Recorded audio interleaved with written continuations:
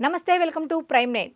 Global star Ram Charan నటించినటువంటి పెద్ది సినిమాకు సంబంధించిన టీజర్ అయితే మొన్న ఆయన బర్త్డే సందర్భంగా అయితే రిలీజ్ అయింది. అయితే ఈ రిలీజ్లో కూడా అన్ని రకాల రికార్డులను బద్దలు కొట్టింది.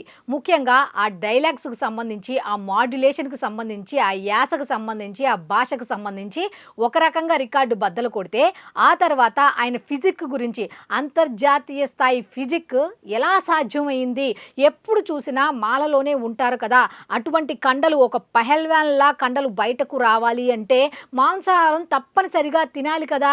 మరి ఇటువంటి సందర్భంలో అంత ఫిజిక్, బాడీ షేప్కి తగ్గట్టు ఆ పెహల్వాన్కి ఏ విధంగా బాడీ ఉంటుందో అంత బాడీని ఎలా సాధించాడు అనే డౌట్స్ కూడా రికార్డును బద్దలు కొడుతున్నాయి. సోషల్ మీడియా అంతా కూడా ఇవే డౌట్స్ అయితే చక్కర్లు కొడుతున్నాయి. ఆయన డైలాగ్స్ ఒక రకంగా బద్దలు కొట్టాయని చెప్పాను కదా. ఆ తర్వాత ఆయన రీఎంట్రీ, ఆ తర్వాత గదను పట్టుకొని అటు ఇటు తిప్పుతూ కనిపించాడు కదా. ఇవన్నీ ఓవరాల్గా చూసుకుంటే రికార్డు బద్దలు కొట్టాయి అంటే సోషల్ మీడియాకి వెళ్ళి ఒక్కసారి ఓపెన్ చేస్తే తెలుస్తుంది. అయితే చాలామంది ఇందాక డౌట్ ఏంటి తెలుసా, ముందు ఫుడ్కి సంబంధించిన డౌట్ చాలా రకాలుగా ఎక్స్ప్రెస్ చేస్తున్నారు.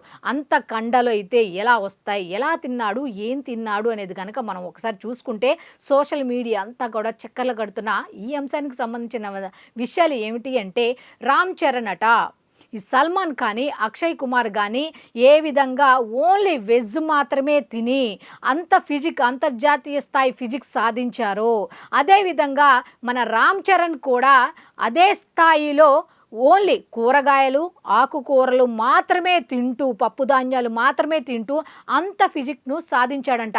అంటే మైండ్లో ఏదో అంటారు కదా, బ్లైండ్గా ఫిక్స్ అయిపోతే, అంటే ఈ సినిమా నేను చెయ్యాలి అని ఆయన మైండ్లో ఫిక్స్ అయిపోయారు.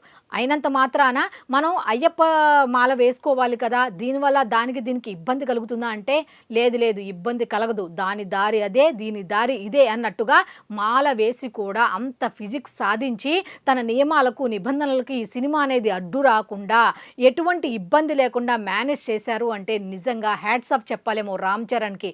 అంటే వాళ్ళ తండ్రికి తగ్గట్టుగా ఏదో అంటారు కదా, చిరంజీవి కొడుకు కాబట్టే సినిమాల్లోకి రాణించాడు అని, అవకాశం వచ్చింది, చిరంజీవి కొడుకు కాబట్టే అవకాశం వచ్చింది అన్నారు కదా. ఆ అవకాశాన్ని నిలబెట్టుకునే దమ్ము, ధైర్యం ఎవరికైనా ఉందా అంటే ఎవరికి లేదు, ఆయనకు మాత్రమే ఉంది. అంత కష్టపడాల్సిన అవసరం ఏంటి అంటే, సినిమాకి అంటే వాళ్ళ నాన్న ఏ విధంగా సినిమాలో ఆ స్థాయిలో ఉన్నారో ఆ స్థాయిని ఈ స్థాయికి తీసుకురాకూడదు, అవసరమైతే మనం ఇంకా స్థాయి పెంచాలి తప్ప ఆ స్థాయిని తగ్గించకూడదు అన్న ఉద్దేశంతో మొదటి సినిమా నుంచి ఇప్పటి వరకు కూడా తన కష్టాన్ని పెంచుతూ వెళ్తున్నాడు. చిరంజీవి కొడుకు నేను నిలబెట్టాలి అన్న మాట తప్ప తగ్గించాలన్న ఆలోచనే అతనికి లేకుండా, ఎంత డబ్బున్నా, ఎంతమంది ఎంత పలుకుబడి ఉన్నా సరే ఇవన్నీ పక్కన పెట్టి ఏ పని అయితే చేస్తున్నామో ఆ పని మీద ఫుల్ కాన్సన్ట్రేషన్ పెట్టి చేయటం అనేది నిజంగా అప్పుడు చిరంజీవి గారికి ఏ విధంగా సాధ్యమైందో ఇప్పుడు రామ్ చరణ్ కూడా అదే విధంగా సాధ్యమైందని చెప్పొచ్చు.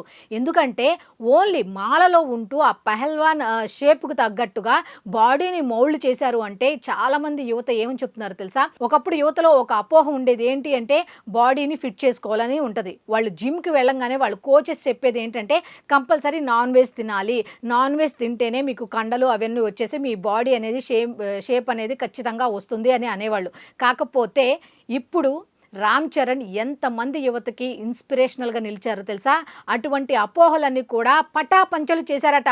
ఆకుకూరలు, కూరగాయలు, పప్పు ధాన్యాలు తిని కూడా ఈ విధంగా మారొచ్చు అని చెప్పి యువతకి ఒక సందేశాన్ని పంపించారు. పైగా పర్టికులర్గా తానే చెప్పాడట. ఇవన్నీ తను చెప్పక్కర్లా, బేసిక్గా చెప్పాలంటే అతను ఎప్పుడు చూసినా అయ్యప్ప మాల దీక్షలో ఉంటారు కాబట్టి మనకే అర్థమైపోతూ ఉంటుంది. కాకపోతే ఆ టీజర్లో చూసేసరికి అందరూ షాక్ అయిపోయారు. ఇంత బాడీ ఎలా పెంచాడు అంటే, ఎంత నిబద్ధతతో ఈ బాడీని పెంచాడు అనేది ఆలోచించాలి. ఎలా పెంచాడు కాదు, ఒక పక్క మాలలో, ఓ పక్క ఫుడ్ తీసుకుంటూ, అది కూడా ఓన్లీ వెజ్ తీసుకుంటూ అంత శరీరాన్ని ఏ విధంగా ఒక పహల్వాన్లా మార్చాడు అంటే నిజంగా ఆసక్తికరమైన అంశంగా అయితే చెప్పుకోవచ్చు. అయితే ఈ బుచ్చుబాబు సానా దర్శకత్వంలో వస్తున్నటువంటి ఈ సినిమాకి ఏఆర్ రెహమాన్ అయితే మ్యూజిక్ అందించారు. అయితే ఏప్రిల్ 30వ తారీఖున అయితే ఈ సినిమా రిలీజ్ కాబోతోంది. మొత్తానికి రికార్డులు అయితే బద్దలు కొట్టాడా అంటే జస్ట్ ఈ టీజర్తోనే చెప్పొచ్చు. బాడీ కోసం కొంతమంది చూస్తే, డైలాగ్స్ కోసం కొంతమంది చూస్తున్నారు, అయితే మ్యూజిక్ కోసం కొంతమంది చూస్తున్నారు. మొత్తంగా ఓవరాల్ చూసుకుంటే ఎక్కువ మంది చూసింది కూడా ఆ శరీర దారుఢ్యాన్ని చూడటానికి మాత్రమే అని చాలామంది చెప్తున్న మాట. అయితే ఎక్కువగా వచ్చిన కామెంట్స్ కూడా కూడా అంత శరీరాన్ని ఎలా పెంచాడు, ఎట్లా పెంచాడు, ఇదే ఒకటే సోషల్ మీడియాలో ఏ విధంగా ఈ టీజర్ చక్కర్లు కొట్టిందో అదేవిధంగా సేమ్ ఇవే కామెంట్స్ అంత బాడీ ఎలా సాధ్యమైంది, ఎంత కష్టపడి ఉంటాడు అనే దాని మీద అయితే సోషల్ మీడియాలో కామెంట్స్ అయితే చాలాగా స్ప్రెడ్ అవుతున్నాయి. అయితే మొత్తానికి ఏ విధంగా ఈ టీజర్ రికార్డు బద్దలు కొట్టిందో, అలాగే ఓన్లీ వెజ్ ద్వారా కూడా ఇంత బాడీని పెంచుకోవచ్చు అన్నట్టుగా కూడా రామ్ చరణ్ గారు ప్రూవ్ చేసి రికార్డు బద్దలు కొట్టారు.